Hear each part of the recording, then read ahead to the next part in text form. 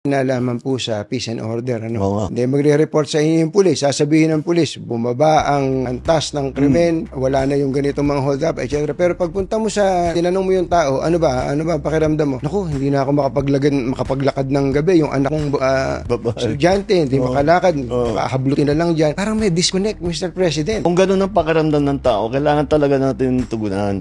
So, ang una namin ginawa, inutusan ko silang ng DILG at saka CPMP. Sinabi ko sa kanila, dapat laging may nakikita na pulis na naglalakad. Opo. Kasi pagtagal ng panahon, nakikilala mo na yun eh. Opo. Di kang maging kaibigan yung pulis para pag nakita, may safe kami rito. Nandun si Sergeant ganito ganyan eh. Kailangan ang pakiramdam ng tao, laging may pulis dito. Opo. Pag may pumutok dito, may tatakbo na yan, wala pang 5 minutes, tinatanong kung ano yung nangyari dito.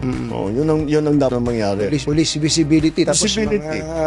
yung mga patrol cars nila, di ba dapat nandyan lagi para actually kahit walang pulis minsan pag may patrol car sa krimen Tapos pangalawa pa doon ay yung ating emergency calling.